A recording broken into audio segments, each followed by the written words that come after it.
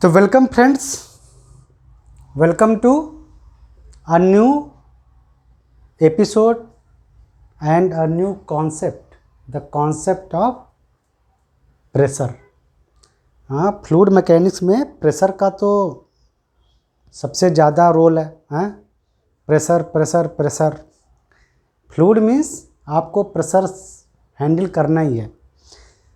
तो अभी तक तो हम लोगों ने जाना ही है कि प्रेशर को जनरली अभी तक आप लोग कैसे डिफाइन करते हैं, फोर्स डिवाइडेड बाय एरिया। अगर किसी एरिया पर, ये कोई एरिया है और इस पर फोर्स P लगाएं, यहाँ पर F है तो F लगाएं, तो फोर्स बाय एरिया। हाँ, ज़्यादातर लोग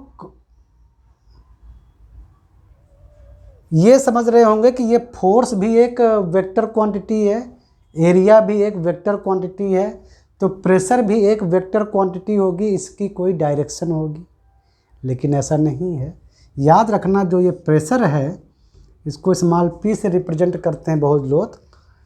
तो ये जो प्रेशर P है ना, वो एक स्केलर क्वांटिटी है, हमेशा याद रखना। इसकी कोई डायरेक्शन नहीं होती, इसकी कोई डायरेक्शन नहीं होती। स्केलर क्वांटिटी है प्रेशर की, प्रेशर। और जो ये फोर्स और जो एरिया है ना, एक्चुअली ये इनके मैग्नीट्यूड लिखे जाते हैं, मीन्स ओनली न्यूमेरिकल क्वांटिटीज। समझ में आया?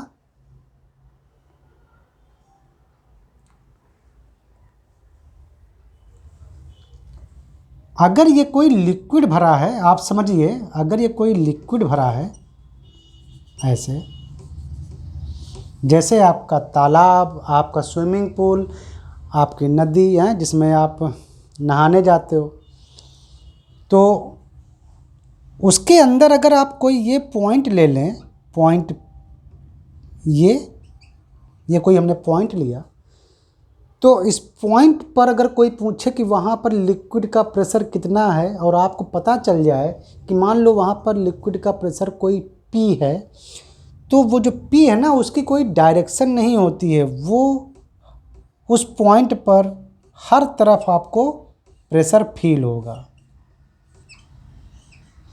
इसीलिए P जो है वो एक स्केलर क्वांटिटी मानी जाती है, यानी प्रेशर की कोई फिक्स्ड डायरेक्शन नहीं होती है। ठीक है, ये तो आप समझ गए।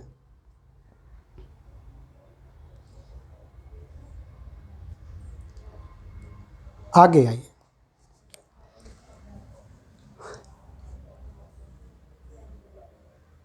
किसी पॉइंट पर प्रेशर कैसे निकालते हैं, ये तो इतने बड़े एरिया पर हुआ।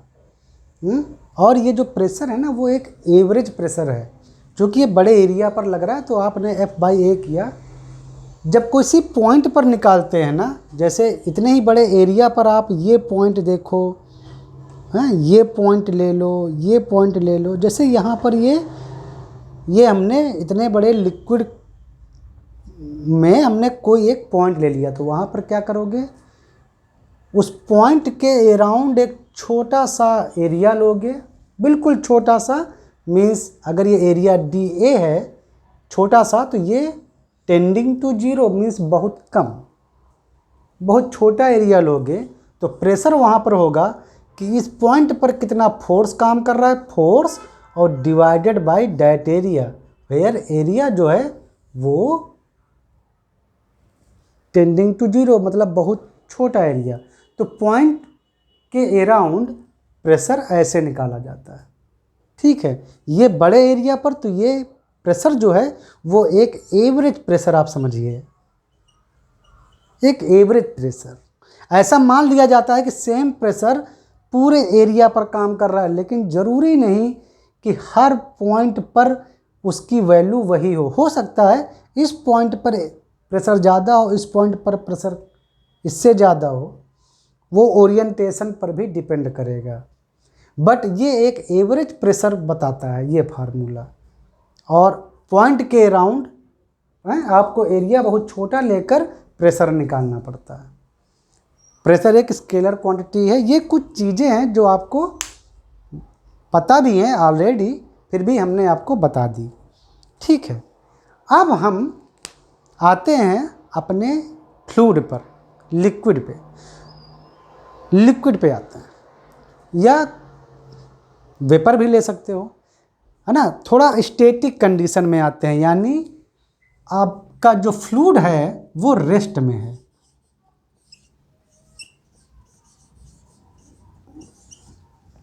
फ्लूइड स्टैटिक्स मीन्स आपका जो फ्लूइड है अभी वो रेस्ट में है।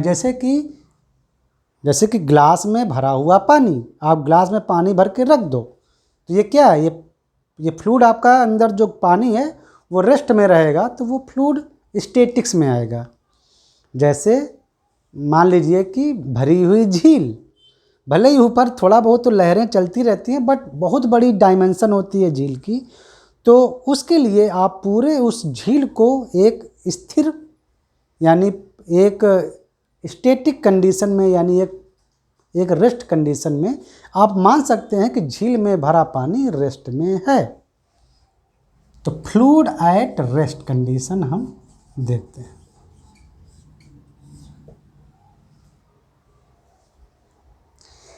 अच्छा, वो शुरुआत करने से पहले थोड़ा यहाँ पर आपको कुछ और चीज़ें बता देते हैं। Pressure force divided by area means Newton पर मीटर स्क्वायर में ये नापा जाएगा, इसको मेजर किया जाएगा न्यूटन पर मीटर स्क्वायर में। इसकी यूनिट आएगी न्यूटन पर मीटर स्क्वायर, और एक न्यूटन पर मीटर स्क्वायर को बोलते हैं पास्कल। क्या बोलते हैं? पास्कल। पास्कल भी बोलते हैं, 1 न्यूटन पर मीटर स्क्वायर को पास्कल भी बोलते हैं। और एक चीज़ आप और याद रखिए, 1 एटमॉस्फेरिक प्रेशर, ये क्या है? 1 एटमॉस्फेरिक प्रेशर मीन्स हमारे ऊपर देखिए सब वायुमंडल फैला हुआ है, एटमॉस्फेयर है, ये काफ़ी हाइट तक गया है, और ये जो सारी जो गैसें हैं वायुमंडल की वो हमारे ऊपर दबाव डाल रही हैं। हमको ज़्यादा दबाव फील नहीं होता है, क्योंकि हमारे अंदर का जो ब्लड प्रेशर है ना, अगर वो ऊपर से दबाव डाल रहा है तो हमारा ब्लड शरीर के अंदर से दबाव डाल रहा है, तो हमको बैलेंस हो जाते हैं दोनों प्रेशर, तो हमको लगता है कि हम किसी प्रेशर में नहीं हैं, जबकि ये एटमॉस्फेयर आप पर बहुत बड़ा दबाव डालता है। और इसकी जो न्यूमेरिकल वैल्यू है वो याद रखिएगा, 1.0231 ऐसे ही कुछ है, 10⁵ न्यूटन पर मीटर स्क्वायर। ठीक है, शायद 13 है, 0.131 ऐसे कुछ है। आप बुक का रेफ़र कर सकते हैं ताकि आपको बहुत एग्जैक्ट पता हो जाए। ये कुछ याद रखने वाली चीज़ें हैं। इसको आप न्यूटन पर मीटर स्क्वायर की जगह पर आप लिख सकते हो पास्कल, PA। 1 न्यूटन पर मीटर स्क्वायर को पास्कल भी बोलते हैं। Pascal is also a unit of pressure. और याद रखिए एक बहुत इंपॉर्टेंट चीज़, ये जो 10⁵ न्यूटन पर मीटर स्क्वायर है ना, इसको शॉर्टकट में 1 बार बोलते हैं, 1 बार। ये भी प्रेशर का मेजरमेंट है। 1 बार प्रेशर मीन्स 10⁵ न्यूटन पर मीटर स्क्वायर का प्रेशर, यानी 10⁵ न्यूटन फोर्स लग रहा हो 1 मीटर स्क्वायर के एरिया पर, तो इसको बोलते हैं 1 बार प्रेशर।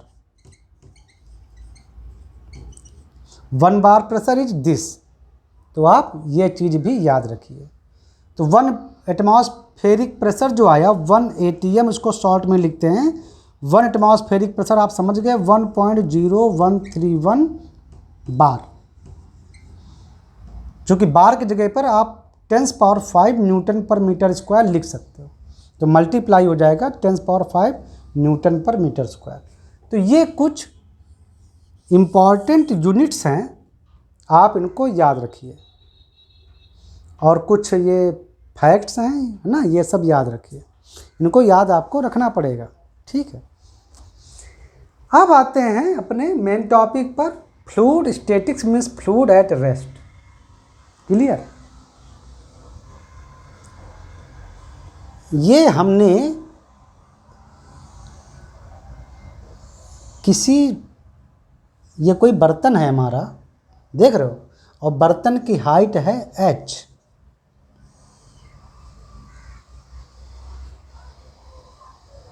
बहुत सिंपल एग्जांपल, और हमने इसमें मान लो एक लिक्विड भर दिया है,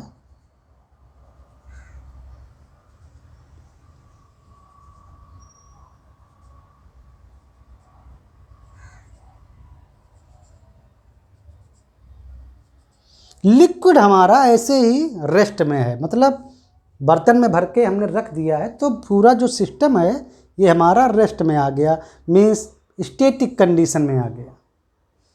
अब कोई हमसे पूछे कि ये लिक्विड इस पेंदी पे, मतलब इस बॉटम पे कितना प्रेशर दे रहा है यहाँ पे, तो एवरेज प्रेशर के तौर पे हम मान लेंगे कि जो प्रेशर हर जगह सेम है, तो वो प्रेशर कितना है।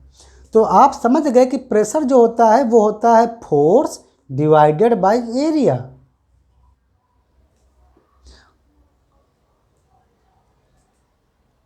समझ में आया। अब फोर्स क्या लग रहा है इस बॉटम पे, सबसे पहले हम बॉटम का ही केस उठा रहे हैं, तो बॉटम पर किसी पॉइंट पर फोर्स क्या लग रहा है, तो बॉटम पर फोर्स वही लग रहा है जो इसके ऊपर ये जो लिक्विड भरा हुआ है ये वजन डाल रहा है। लिक्विड का कुछ वेट है ना भाई, लिक्विड का कुछ वेट होता है, डिब्बे में भरा लिक्विड है, वो उसका जो वेट है वही बॉटम पर फोर्स डाल रहा है। अब वेट कैसे निकालेंगे, तो लिक्विड की डेंसिटी मान लो है रो, करेक्ट, एरिया मान लो है ये एक कौन सा, इस बर्तन का मतलब क्रॉस सेक्शन एरिया, या समझ लो इस बॉटम का क्रॉस सेक्शन एरिया है आपका ए। तो फोर्स क्या है, फोर्स है लिक्विड का weight W by area, means mg, weight equal to mg by area. m mass equal to, अगर आपको डेंसिटी पता हो तो मास निकालना आसान होता है, तो इस पूरे लिक्विड का मास क्या होगा कि लिक्विड की डेंसिटी, और ये जो लिक्विड है ये कितने वॉल्यूम में है, तो लिक्विड का वॉल्यूम एरिया और into height, area into height क्या होती है, वॉल्यूम, तो ये हो गया m और ये g, correct, divided by A cancel, means area cancel, तो ये हो गया रो जी, पहले लिखते हैं h बाद में, क्योंकि ज़्यादातर लोग इसको रो जी एच के नाम से ही रिमेंबर करते हैं, तो आप ऐसे लिख लो। तो प्रेशर इक्वल टू ये,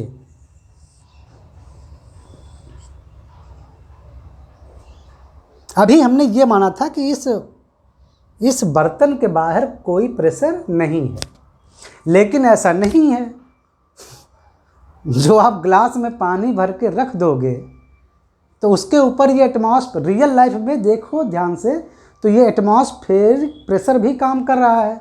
तो वास्तव में इस बॉटम पर जो प्रेशर आएगा वो होगा पहले एटमॉस्फेरिक प्रेशर, क्योंकि एटमॉस्फेरिक प्रेशर यहाँ ऐसे काम कर रहा है इसी लिक्विड में, लिक्विड के जस्ट ऊपर, तो एटमॉस्फेरिक प्रेशर प्लस रो जी एच, ये एकदम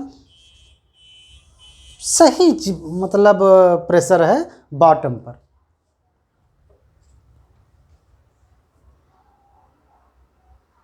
जो लिक्विड का सरफेस है ना, इस पर एटमॉस्फेरिक प्रेशर काम कर रहा था भाई, वायुमंडल में ही सब चीज़ें सब रखी हुई हैं, तो एटमॉस्फेरिक प्रेशर तो हमेशा काम करेगा। तो बॉटम पर नेट जो प्रेशर जो आएगा वो केवल लिक्विड के चलते इतना आएगा, लेकिन एक्चुअल अगर आप एक्चुअल देखो तो उसमें एटमॉस्फेरिक प्रेशर भी जुड़ेगा, अगर आप अब्सोल्यूट टर्म में देखो।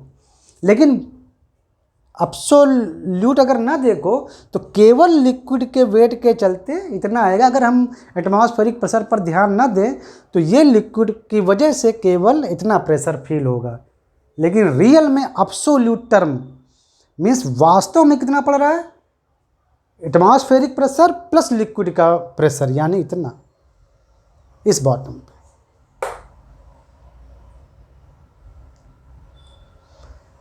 इसको थोड़ा और क्लियर कट करके देखते हैं एक बार। ये तो सब आपको समझ में आ ही गया था। क्या वो कॉर्नर की जगह साफ दिखाई दे रही है वीडियो में? थोड़ी सी, हाँ।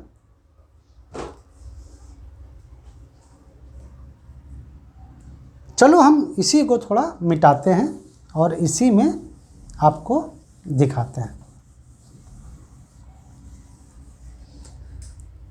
ये देखो, हमने एक बड़ा सा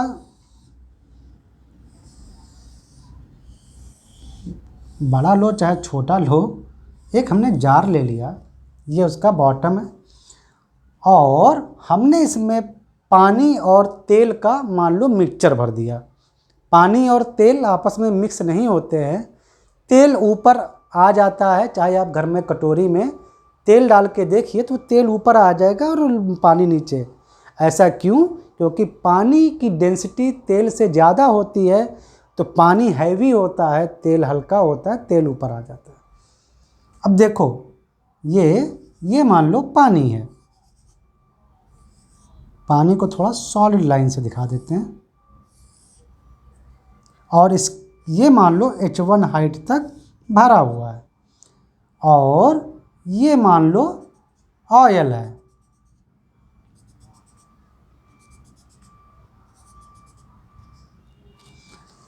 ऑयल हमारा H2 हाइट तक भरा हुआ है। ये ऑयल है, ये वाटर है। तो हमें अगर इस बॉटम पर प्रेशर निकालना हो P, तो P क्या आएगा? P इक्वल टू, समझ गए आप, टोटल फोर्स डिवाइडेड बाय इस बॉटम का एरिया। बेसिक से शुरू करते हैं। बॉटम पर जितना फोर्स लग रहा है वो, और बॉटम का एरिया। अब बॉटम पर फोर्स कौन सा लग रहा है? तो फोर्स लग रहा है ये टोटल वेट, लिक्विड का टोटल वेट। आपकी बार हम ऊपर से लगने वाले एटमॉस्फेरिक प्रेशर को नहीं लेते हैं, आप समझ जाते, आप तो समझ ही गए हैं कि अगर एब्सोल्यूट टर्म में कोई पूछे तो एटमॉस्फेरिक प्रेशर हम बताएंगे कि भाई ये भी साथ में जोड़ के देखो, और अगर ना पूछे तो केवल कहे कि केवल इतने लिक्विड के लिए, तो आप सिर्फ लिक्विड के लिए निकालिए। तो यहाँ अभी हम एटमॉस्फेरिक प्रेशर नहीं लेते हैं, सिर्फ लिक्विड की बात करते हैं। तो बॉटम पर लगने वाला टोटल वेट, टोटल फोर्स क्या है? यही टोटल वेट। तो पहला कौन सा वेट निकालेंगे? पहले ऑयल का वेट निकालेंगे, ये भी भाई बॉटम को दबा रहा है। तो अगर ये बॉटम का ये जो बॉटम का जो क्रॉस सेक्शन एरिया है वो है A, तो लिक्विड कितने वॉल्यूम में भरा हुआ है? A और H2।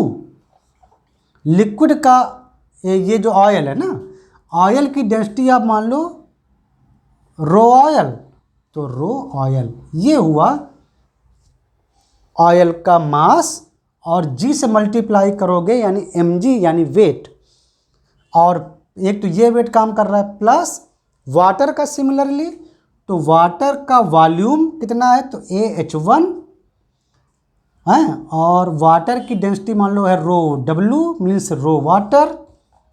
तो ये हुआ टोटल वाटर कितना है उसका मास, और G से मल्टीप्लाई करोगे तो टोटल वेट आ जाएगा डिवाइडेड बाय एरिया। तो एरिया सब कैंसिल, तो ये आपका क्या आया? आपका आया रो, मतलब रो ऑयल का अगर ले लो तो rho oil GH2 plus rho water GH2 H1। ये क्या है? Total pressure on the bottom. मतलब अगर हम बॉटम पर प्रेशर देखें तो ये वाटर कॉलम जो प्रेशर देगा उसका प्रेशर, प्लस ऑयल कॉलम जो देगा उसका प्रेशर, दोनों का प्रेशर मिला के आपको मिल जाता है total pressure on the bottom.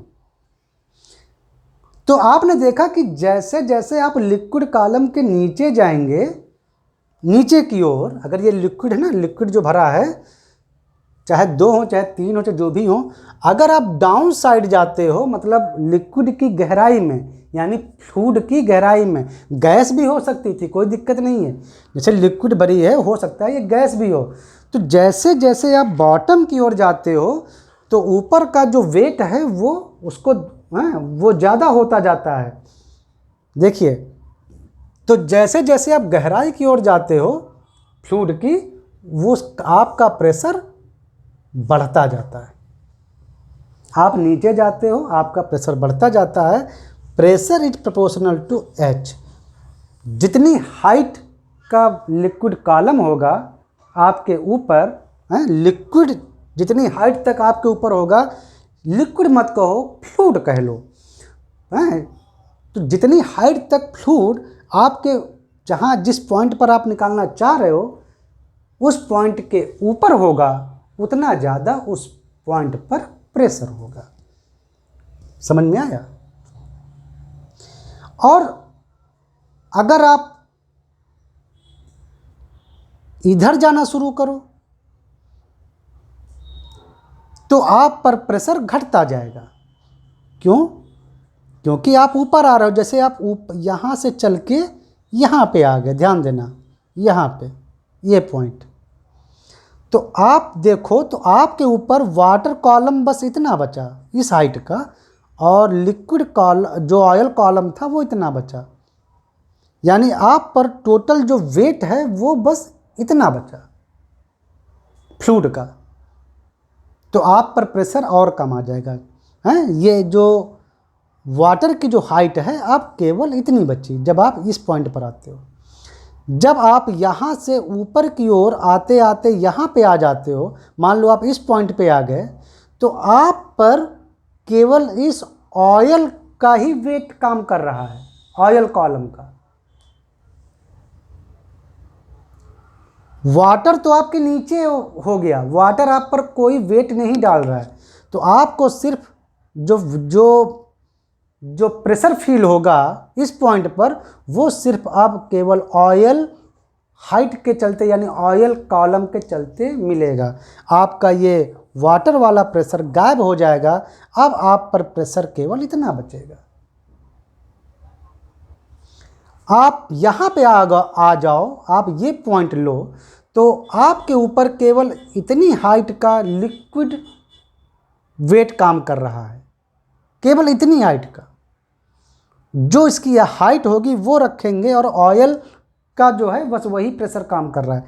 नीचे की ओर वाला जो लिक्विड है वो आप पर प्रेशर नहीं डाल रहा है। क्यों? क्योंकि आप उसका वेट तो नीचे काम कर रहा है, आप पर बस इतना वेट काम कर रहा है। और जैसे ही आप इस पॉइंट पे आ गए तो सारा लिक्विड का वेट नीचे था, आप पर कोई वेट काम नहीं कर रहा है लिक्विड का, तो आप पर कोई प्रेशर काम नहीं कर रहा है। केवल आप पर एटमॉस्फेरिक प्रेशर अगर आप लेना चाहो तो बस वही काम कर रहा है। तो अगर हम किसी फ्लूइड जो कि रेस्ट में है, जैसे रेस्ट में कोई फ्लूइड है, तो अगर उसकी डेप्थ में जाएंगे तो प्रेशर हमारा बढ़ेगा, और अगर हम अप आएंगे तो प्रेशर हमारा घटेगा। जैसे आप समुद्र के अंदर जाओगे तो आपको प्रेशर बढ़ता जाएगा, आप पे बढ़ता, जितना नीचे जाएंगे उतना प्रेशर आप पर बढ़ता जाएगा। और जब आप ऊपर की ओर आना शुरू करोगे तो रिलेटिवली आपका प्रेशर उसी हिसाब से लगातार घटता जाएगा। और जब आप ऊपर एकदम तैरने लगोगे आके बाहर, तो आप पर कोई प्रेशर लिक्विड का काम नहीं करेगा, लिक्विड का एटमॉस्फेरिक प्रेशर तब भी रहेगा।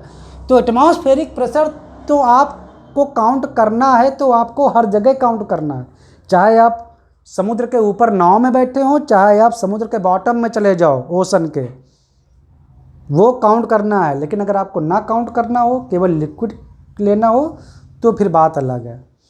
ठीक है, तो अब्सोल्यूट प्रेशर जब काउंट करते हैं, अब्सोल्यूट मतलब टोटल, जब टोटल प्रेशर मतलब जो प्रेशर है सब जोड़ दो, चाहे वो एटमॉस्फेरिक प्रेशर हो चाहे जो प्रेशर हो, सब जोड़ दो, उसको बोलते हैं अब्सोल्यूट प्रेशर। और एक होता है गेज प्रेशर। गेज प्रेशर क्या होता है, याद रखना दोनों टर्म। अब्सोल्यूट का मतलब वही है, सारे प्रेशर जोड़ दो, एटमॉस्फेरिक प्रेशर हो जोड़ दो। और एक होता है गेज प्रेशर। गेज प्रेशर क्या होता है, गेज प्रेशर में एटमॉस्फेरिक प्रेशर नहीं लिया जाता है, गेज प्रेशर में एटमॉस्फेरिक प्रेशर नहीं लिया जाता है। ठीक है, उसको काउंट नहीं करते हैं, एटमॉस्फेरिक प्रेशर को काउंट नहीं करते हैं। तो जो भी एब्सोल्यूट प्रेशर आए उसमें एटमॉस्फेरिक प्रेशर काउंट मत करो, तो वो आता है गेज प्रेशर। जैसे जैसे ये था, ये जो अभी तुमने जो निकाला ना ऑयल और वाटर वाले केस का, तो ये टोटल था आपका गेज प्रेशर। और अगर इसी में आप एटमॉस्फेरिक प्रेशर जोड़ देंगे जो ऊपर से काम कर रहा था, तो यही प्रेशर अब हो जाएगा आपका एब्सोल्यूट प्रेशर, यानी जो भी प्रेशर हैं सब जुड़ गए। लेकिन अगर आप एटमॉस्फेरिक प्रेशर नहीं लेते हो, नहीं काउंट करते हो, तो ये जो केवल इस लिक्विड के वेट के चलते जो प्रेशर हैं, लिक्विड कॉलम के चलते प्रेशर, ये कहलाएंगे गेज प्रेशर। तो यहां से आपको दो चीज़ें पता चली ना, कि अगर लिक्विड कॉलम है कोई या कोई लिक्विड भरा है, तो आप लिक्विड जब अंदर जितना जाएंगे आप पर प्रेशर बढ़ेगा, और किसी भी पॉइंट पर प्रेशर उसके ऊपर मौजूद लिक्विड के चलते होगा, नीचे वाले के नहीं। और जब आप ऊपर की ओर आएंगे तो आपका प्रेशर घटेगा, और तब भी जो प्रेशर होगा ना वो उस पॉइंट के ऊपर कितना लिक्विड है उसके चलते है, क्योंकि उसी का वेट उस पर काम कर रहा है। ठीक है, याद रखना, किसी भी पॉइंट पर अगर वो फ्लूइड रेस्ट में है, अगर वो फ्लूइड रेस्ट में है, तो किसी भी पॉइंट पर प्रेशर उसके ऊपर के लिक्विड कॉलम द्वारा तय होता है, नीचे नहीं। नीचे चाहे हज़ारों किलोमीटर तक लिक्विड हो, हमसे कोई मतलब नहीं, लिक्विड या फ्लूइड हैं, जो भी हो, फ्लूइड का टर्म इस्तेमाल करो। लेकिन जो मेन प्रेशर उस पर जो काम जो कर रहा है, वो केवल उसके ऊपर कितना लिक्विड कॉलम की हाइट है उस पर डिपेंड करेगा। तो ये रहे कॉन्सेप्ट ऑफ प्रेशर आपके लिए समझने के लिए।